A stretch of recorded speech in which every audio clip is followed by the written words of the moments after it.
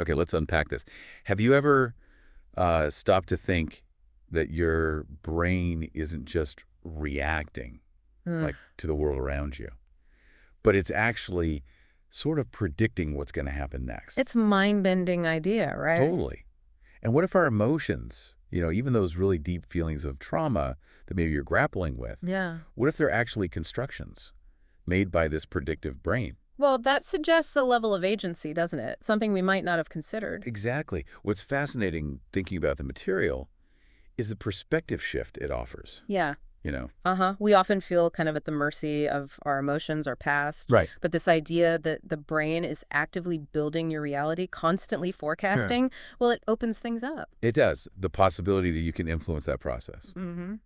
And to really dive deep into this for you, we've pulled together some great stuff, including a really fascinating conversation with a leading neuroscientist. Right. Whose work is really challenging these fundamental ideas. Yeah, totally. So our mission here in this deep dive, it's simple but also kind of profound. Okay. To understand how your brain creates your reality. And more importantly, what that means for your everyday life. How it can give you more control. More control, more agency, maybe more than you ever thought possible. So, thinking about the sources, where do we even begin with this incredible idea, the predictive brain? Let's start right at the core concept. Okay, so instead of seeing the brain as just like passively taking in sensory stuff, Yeah, like a camera recording. right, think of it as an active predictor. For you, it's constantly anticipating your own Doing actions actions. and the sensory consequences of those actions. It's not waiting for the world to happen to you. Uh-huh. It's forecasting what you're going to do and what you're going to feel, see, hear as a result. That sounds almost backwards to how we feel things, you know? It does feel We feel like we see something, hear something, then react. precisely. But at this really fundamental level, your brain is predicting the next moment. Always. Yeah. Consider just like a simple conversation, like this one. Yeah. As I'm speaking, your brain is like literally predicting the next word Mhm. based on, all your past experiences with English. Right. It expects patterns. Exactly. It's why it would be so jarring if I suddenly started speaking gibberish. Or if the words came from, well, over there. Huh. Yeah, okay. That would be weird. Your brain has a strong prediction. A very strong prediction. Okay, language makes intuitive sense. Our brains are pattern matchers. Mm. But how does this prediction thing go beyond words in ways that are relevant for, the listener? Okay, think about thirst, that feeling. Yeah, I hate being thirsty. Right. You take a big gulp of water, and almost instantly, that really intense thirst starts to fade. Yeah, pretty much straight away. But physiologically, that water hasn't even hit your bloodstream yet. Really? No, it takes about maybe 20 minutes for that to happen. Wow. So why do I stop feeling thirsty so fast? Because your brain learned through like countless times drinking water. It learned that the act of drinking, the feeling of water in your mouth, predicts the future state of being rehydrated. So it predicts the result. Exactly. It halts the sensation of thirst based on that learned prediction, Yeah. way before the actual physiological change. Okay, that's wild. The brain's jumping the gun. It is. It's anticipating the outcome. So the key takeaway here for you listening is your body is constantly preparing for expected stuff, even basic physiology. It shows the brain's predictive power. Okay, can you give me another example just to really sort of nail this down for me and for everyone listening? Sure. Let's do a thought experiment. Think about a Macintosh apple, the fruit. Okay, red, shiny. Got it. Now, close your eyes maybe, and vividly imagine biting into a really crisp, juicy Macintosh apple. Can you almost taste it? Hear the crunch. Yeah, I can picture it. Almost taste that sweet, tart flavor. Yeah. Hear the crunch. Actually, my mouth is watering a bit. Huh. Oh, I bet yours is too, listening to this. Probably. And if we were scanning your brain right now, we'd likely see activity in your visual cortex, even though there's no apple there. Wow. And maybe in your auditory cortex, too, for the crunch. Hmm. And definitely physiological stuff like the salivation. Just from thinking about it. Your brain is activating those sensory areas based purely on the prediction, on memory, the imagined action. You don't need the actual apple. That's incredible. So our brains are constantly running these little simulations, anticipating based on the past. Precisely. And it's not just sensory stuff, it's physiology, too. Like, Think about your morning coffee. If you have one every day, same time. okay, religiously. Right. What happens if you skip it one day? Ugh, headache. Usually? Yeah. And the reason isn't just simple caffeine withdrawal. Your brain learns that daily pattern. Caffeine constricts blood vessels, right? Mm-hmm. So, in anticipation, just before your usual coffee time, your brain starts to dilate blood vessels to keep blood flow even. Whoa. So if you don't have the coffee, you get this dilation without the usual constriction. Boom, headache. Because my body was prepping for something that didn't happen based on prediction. Exactly. Powerful prediction. That makes so much sense. It's like, when you wake up just before your alarm. Is that the same thing? Absolutely. Your brain learns your sleep schedule, anticipates wake up, prepares your body. Prediction in action. Huh. And this is fundamental to how we move, too. Think about muscle memory. Right, like playing tennis or running. When you practice something physical over and over, you get more efficient, right? Burn fewer calories doing the same moves. Yeah. That's not your muscles remembering. It's your brain getting way better at predicting the exact sequence of muscle firings needed. Enhanced prediction. Enhanced prediction. That's why athletes train so hard, ingraining those patterns. Okay. But you also mentioned if you want to burn more calories, do the opposite. Something unpredictable like interval training, maybe something listeners have tried. Exactly right. Interval training where you're constantly switching exercises.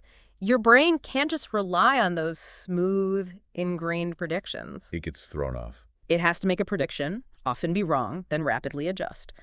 All that correction, that prediction error, costs more energy, higher metabolic cost. Right. It throws your system slightly off balance. That process, body budgeting, or the technical term is allostasis, achieving stability through change. Your brain has to work harder to get back to equilibrium. Okay, so the brain, amazing prediction machine, constantly anticipating, adjusting. Now, this has some really deep implications, doesn't it? Especially when we think about trauma, mental health, things I know you're interested in from the sources. Yes. This is where it gets really interesting, I think, for you, for everyone. How so? If our brains predict based on the past, then trauma isn't solely about the event itself. Right. It's about how the brain predicts and makes meaning of that event in the context of everything that came before. So the same event could hit people differently. Hugely differently. An adverse event might be deeply traumatic for one person because it hooks into specific past memories, specific predictions, while someone else, maybe with a different history, experiences it very differently. That makes sense, actually. It's not the objective thing, it's our subjective take. Yeah. Shaped by our history. You mentioned a case study that illustrated this. Yeah. Might shed some light for listeners. Yes, the case of Maria, a young woman from a culture where physical interactions between men and women were maybe more normalized, rougher. Okay. She didn't enjoy being, physically roughed up, but initially she just saw it as how men are. No signs of trauma. But then she watched Oprah, saw women discussing their experiences of physical abuse, the trauma they felt. And Maria started to reinterpret her own past. The physical events hadn't changed, but the meaning she gave them shifted. Dramatically, influenced by these outside stories. And what happened? Subsequently, she started showing trauma symptoms, sleep problems, grades dropping, pulling away from friends. Wow. So the physical events were the same, but the meaning changed, influenced by culture, by Oprah. Yeah. And that led to a totally different psychological outcome for her. Exactly. It shows how powerful our interpretations are. For you, for me, for everyone. Yeah. And this leads to a crucial point, a really important one for you listening. Which is? While we're absolutely not saying people are to blame for trauma. Right, definitely not. There's an empowering side here. Sometimes we are responsible for changing something. Not because we're culpable for it starting, but because we're the only ones who can change the meaning we assign to the past. Responsibility, not blame. Yes. And that's often key in trauma therapy, right? Helping people reinterpret those past experiences so they don't trigger the same traumatized predictions and responses now. It's almost like we're constantly rewriting the story of our lives. And those stories really shape our predictions, our emotions. That's something to think about in your own life. Exactly. And we don't make this meaning in a vacuum. There's a social contagion of meaning. Social contagion. Yeah, societal narratives, especially the ones amplified like crazy on social media, they can profoundly shape how we interpret our own experiences, our emotions. We see this maybe with rising anxiety and depression rates. Online stories can shape how young people, especially, understand and label their own feelings. Maybe you've seen this in your own circles, or even felt it yourself. This whole idea of brains constructing meaning, us having more agency, it's really landing. Yeah. So practically, how can we use this to take more control in our own lives, feelings, actions? Well, start by recognizing that identity itself, who you think you are. Mm-hmm. It's largely a construction, meaning applied to the past. A narrative we build. A narrative we build. So it's not fixed. It can change. Think of the cup analogy. What's the meaning of a cup? It's not in the cup itself, is it? No, it depends what you do with it. Drink, put pencils in it. Exactly. The meaning arises from our interaction, our intended action. Is it for drinking? A vase? Something else. The meaning isn't just in the cup or just in our head. It's in the relationship between the two. Same applies to how you see yourself, your experiences. So if we want to change something, how we feel, react, we have options. You mentioned two main ways, past versus present focus, which might be relevant for listeners. Yes. So psychotherapy often involves going back, trying to change the meaning of past events so we remember and predict differently going forward. That can be hard work. It can be challenging, yeah. Yeah. And not always totally effective for everyone. The other powerful way is to deliberately create new experiences now, in the present. Because whatever we experience now becomes the raw material for future predictions. By exposing ourselves to new ideas, new people, actively cultivating positive experiences, we can literally shape the automatic predictions our brain makes later. Laying down new tracks, new patterns for prediction. You used the spider phobia example, which might be useful if someone listening has fears or anxieties. Exactly. Getting over a fear, like spiders, it's not about just gritting your teeth and willing yourself not to be afraid. Right, doesn't usually work. Instead, it involves dosing with prediction error through gradual exposure. Dosing with prediction error. Yeah, you start interacting with spiders or images of them in a way that challenges your fearful predictions. Maybe start just looking at pictures. Okay. Then maybe a video. Then maybe seeing one in a terrarium far away. The key is creating experiences where your predicted disaster doesn't happen. So the brain learns, that wasn't so bad. Precisely. Each successful non-threatening encounter gives new sensory data. Your brain uses that to update its predictions. This is basically exposure therapy. Okay. Repeatedly meeting the feared thing in a safe context feeds your brain unpredicted signals. It learns the danger isn't as high as it thought. So actively seek out situations that contradict our negative predictions. Yeah. But you also said this learning, updating predictions, it costs energy. Metabolically, that's important. Yes. Super important. Learning new stuff, dealing with uncertainty. It's metabolically expensive for the brain. So if you're already stressed or down, Right. If you're already metabolically encumbered, maybe depression, anxiety, chronic stress, you might not have the necessary spoons, the energy resources to effectively take in that prediction error and update things. you get stuck. You can get stuck in a loop. The brain tends to just rely on the old predictions, even if they're not helpful, because it lacks the energy for the hard work of learning and adapting. So our brain's ability to change isn't limitless. It needs fuel, which links to mental well-being. Absolutely. A crucial insight for you listening. This brings us neatly to another key concept you discussed, the body budget. Can you explain that for our listener Yeah. and how it connects to their mental well-being? Okay, yeah. Let's unpack the body budget. So the brain's most fundamental job, it's not thinking or feeling primarily. Yeah. It's regulating your body, managing its metabolic resources. We call this body budgeting or allostasis. Body budgeting, like a financial budget, but for energy. Exactly. Think of your brain constantly running this budget for your body. Not money, but essentials. Glucose, oxygen, salt, nutrients, stuff needed to keep you alive and running. Okay, managing the body's energy needs for you listening. Precisely. And your energy spending falls into roughly 3 buckets. Buckets. Yeah. First, vital functions, breathing, digestion, just staying alive. Second, repair and growth, healing, making new brain connections when you learn. Right. And third, everything else needing effort. Physical activity, mental work, dealing with stress, learning new things. And the catch is? The catch is you have a finite energy budget each day. If a big chunk is constantly drained by, say, chronic stress or illness, you have less left over for other vital stuff, including learning, adapting predictions, something to keep in mind day to day. And how does this link to things like depression, which I know affects so many people listening? Well, if your brain senses this persistent energy drain, this high metabolic cost, it tries to cut costs. Like a company cutting budgets. Kind of. Many depression symptoms, the fatigue, trouble concentrating, lack of motivation, you can see them as the brain trying to conserve energy. That makes sense. And interestingly, depression often goes hand in hand with increased systemic inflammation, which is also metabolically expensive. So you can get this vicious cycle. Wow. There's this growing understanding now of the really significant metabolic roots of mental health.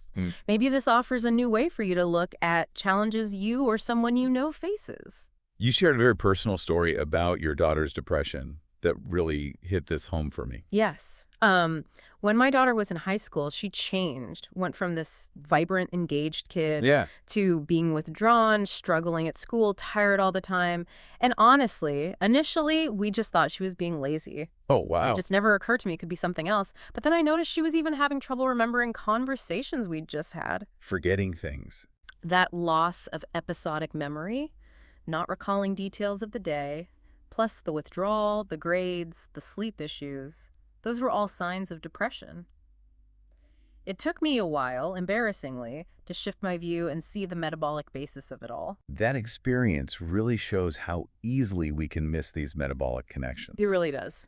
And you also mentioned a potential factor with hormonal birth control. Yeah. This could be really relevant info for listeners. Yes, that was something I learned later that was quite eye-opening. It's now understood that some hormonal birth control, particularly maybe progesterone-only types, Yeah.